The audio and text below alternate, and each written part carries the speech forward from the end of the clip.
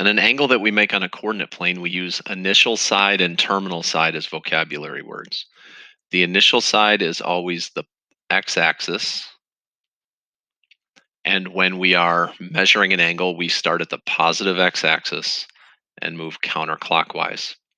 So, for example, if I make an angle of about 120 degrees, this would be the initial side, and this would be the terminal side. Another example, oh, sorry. Another example would be this angle. Now, in geometry, you didn't ever, or rarely, if ever, had angles that were bigger than 180 degrees, but now we will have some of those. So we're starting at the x-axis with the initial side and moving counterclockwise. So this angle would maybe be about 220 degrees, somewhere around there. And we won't be guessing during the unit, but I'm just trying to explain what's going on. The other thing that you can do is you can measure angles in a negative direction. So if you go clockwise, then you will be measuring this way, and we would call that a negative angle. So if the angle up here is 220 degrees, this angle would be negative 140 degrees. And that should make sense because those should add up to 360. Radians are another way to measure angles. We use degrees a lot in math classes before this, and we'll still use degrees a little bit, but we're going to use radians almost all the time the rest of your math career. So when we are going about doing this, the reason why that is if I have the radius of a circle,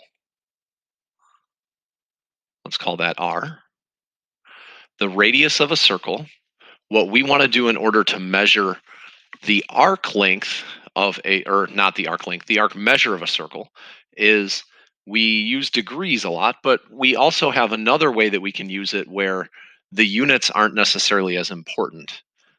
So degrees are basically because the Babylonians used to have a base 60 system and going around the circle was 360 degrees. But if we don't want to use particular units, what we're going to do is we're going to try and figure out the arc length of a circle that has the exact same length as r. So let's say that's r. Well, if I do that again, that'll end up getting to about here. And if I do that again, that'll end up getting to about here. And what you'll notice is that 3 r's get you almost halfway around the circle.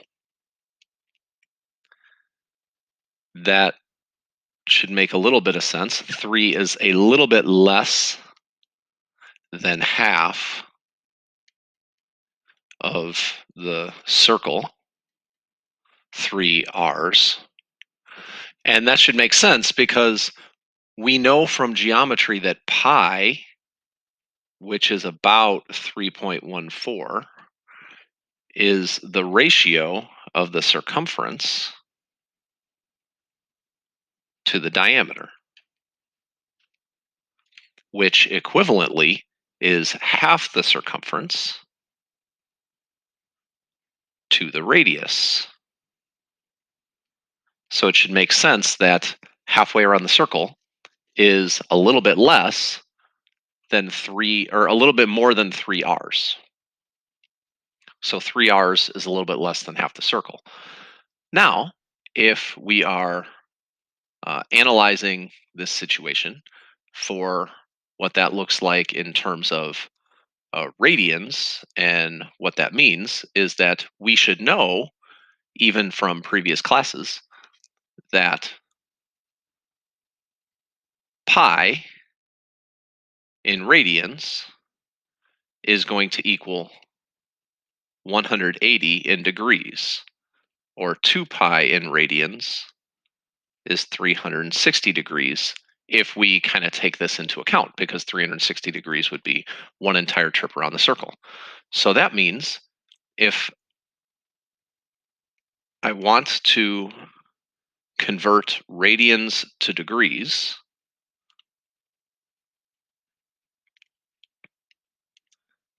I take the radian measure that I have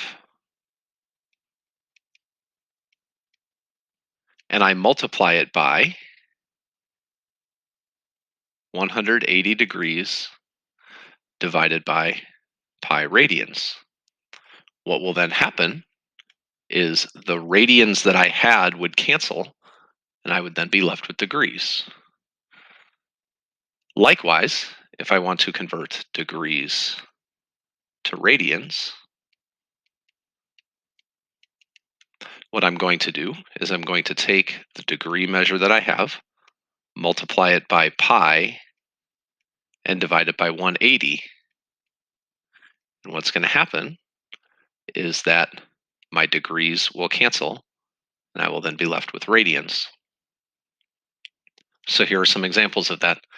60 degrees, I can take the 60 degrees, multiply it by pi radians over 180 degrees. The degrees will cancel in terms of units. I'll be left with radians, and 60 divided by 180 is 3 in the denominator. So pi over 3 is the radian measure of 60 degrees. Negative 135 degrees, I will multiply by pi over 180, and then I will end up with negative 3 pi over 8. 3 pi, if I want to convert that to degrees, I multiply by 180 over pi. The pi's cancel, and then I'm now in degrees, and that's 540 degrees. Negative 5 pi over 9, negative 5 pi over 9 times 180 degrees over pi radians. The pi's cancel. Then 180 divided by 9 is 20, times 5 is 100. So I have negative 100 degrees. Each angle on a coordinate plane is coterminal with an infinite number of other angles. Coterminal means that it is in the exact same location on the coordinate plane. So for example, if I have a 75-degree angle, that represents this angle. But what if I go all the way around the circle one time and then stop there? Well, that's going to be the exact same angle in terms of where it is on the coordinate plane. It's still in the exact same spot. Uh, it doesn't have the same measure because we technically went around more than once in order to get there. But it is the exact same angle in terms of where it is on the coordinate plane. So what we could do is we can add or subtract 360 degrees from any degree measure, and we'll end up in the exact same spot as we were before. So if I had a 435-degree angle, that's actually going to be exactly the same as 75 degrees, because I can take 75 plus 360, and all I did was I just traveled around the circle once before I stopped at 75 degrees. I likewise could subtract 360, and I could get to the exact same spot. So 75 minus 360 will also get me there. So that would be negative 285 degrees, I believe, would also get me to 75 in the exact same spot. That would just be starting down here and going clockwise. Now, I could do this an infinite number of times. So I could take 435, add another 360, and I could get to the exact same spot. So 435 plus 360 would get me 795. That would be traveling around the circle 2 times before stopping at 75 degrees. In radian measure, I could get 9 pi over 8, which is slightly bigger than um, 1/2 of a trip around. But I could also add 2 pi to that. Now, 2 pi is 16 pi over 8 when we get a common denominator. So if I went around the circle 1 time and then stopped in the exact same spot, that would be 25 pi over 8 because I added 2 pi. I could do that likewise an infinite number of times. I can add or subtract 2 pi. Or I could, in this case, subtract 2 pi, and I would get negative 7 pi over 8 as another example of a coterminal angle. Negative 70 degrees, I could go around the circle negatively 360 and then get to negative 70, which would be at negative 430 degrees. Or I could start positively and go this way. Well, that would be adding 360 to 70, and I'd get 290 degrees. Here's a couple examples. From 330 degrees, I could subtract 360 and get negative 30 degrees, or I could add 360 and get 690 degrees. Or I could do this a variety of other ways going around the circle. 2 pi is the same thing as 14 pi over 7. So when I'm doing pi over 7, I can add 14 pi over 7 or subtract 14 pi over 7. So 15 pi over 7 is an example of a positive coterminal angle, and negative 13 pi over 7 is an example of a negative coterminal angle. Um, Again, these are not the only possible answers. I can do this a variety of different ways. I can add another 14 pi over 7 and get 29 pi over 7 if I wanted. Or I could subtract another 14 pi over 7 and get negative 25 pi over 7. Lots of different answers that I can put. Each angle on a coordinate plane also has a reference angle. Now, a reference angle is used when we start getting into more complicated problems to help us understand it better when we're thinking about trig ratios. So, 75 degrees, the reference angle is 75 degrees. We always form reference angles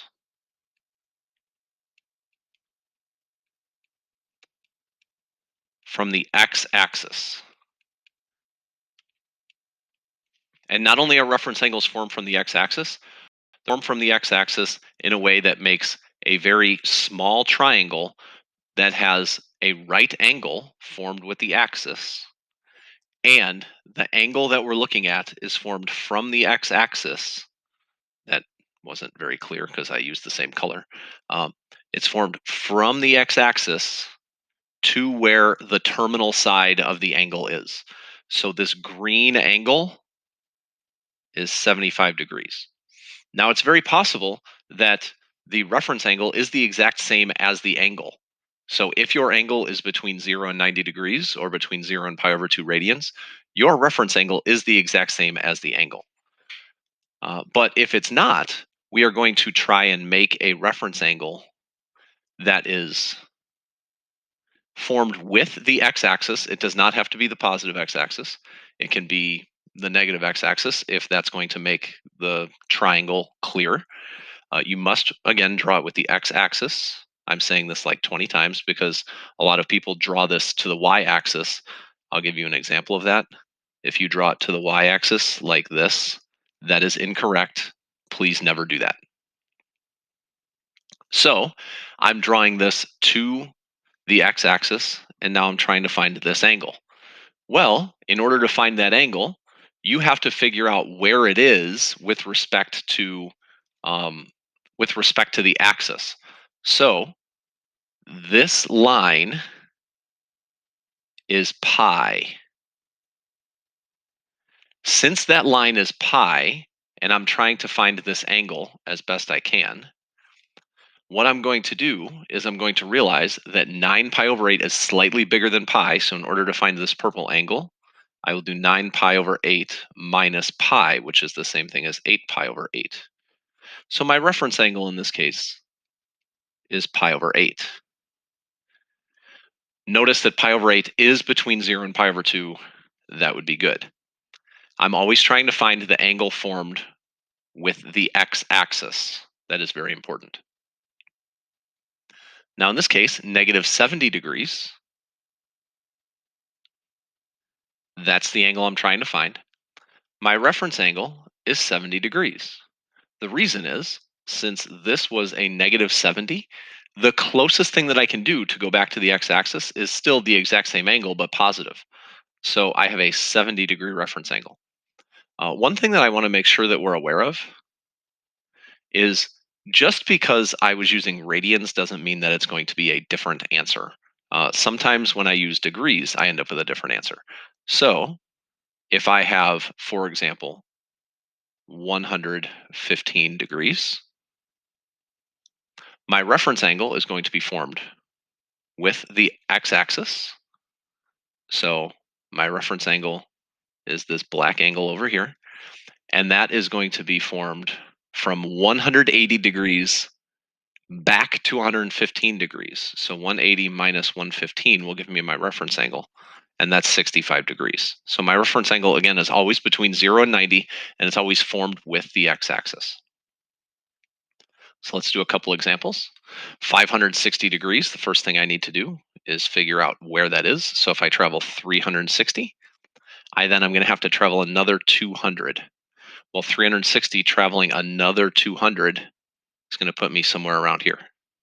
Okay, so if I travel 200, that's slightly bigger than 180, and I want to go back to the x-axis. So 200 minus 180 will give me a reference angle of 20 degrees. Negative 2 pi over 3 is 2 pi over 3 in this direction. Now that is bigger than pi over 2 or 90 degrees, so that's going to put me somewhere around here. My reference angle is going to be with the x-axis, so that's this angle. And if I go all the way to the x-axis, that would be pi or negative pi. So basically what I want to do is I want to figure out how far is it from pi or from negative 2 pi over 3 up to negative pi. So I have to find the difference between pi and 2 pi over 3. That's pi over 3. So my reference angle is pi over 3. 47 pi over 11. 11 pi over 11 will take me 1/2 trip. 22 pi over 11 is another half trip. 33 pi over 11. 44 pi over 11. And then how do I figure out if I get all the way past the first quadrant or not? Well, if I know that 11 pi over 11 gets me to the x-axis again on the left side, then 5.5 pi over 11 gets me to the y-axis. Well, if I got to 44, 47 is only another 3, so that's not quite it. So I'm going to end up in the first quadrant. So my reference angle is 3 pi over 11, and the reason it's 3 pi over 11 is I go 44, and then 47 doesn't quite get me all the way over, but that's 3 pi over 11 more than I was on the x-axis. So 3 pi over 11 is my answer. And pi over 5 is in the first quadrant. Pi over 5 is just going to be my answer, because if I have a first quadrant angle, then that's my reference angle.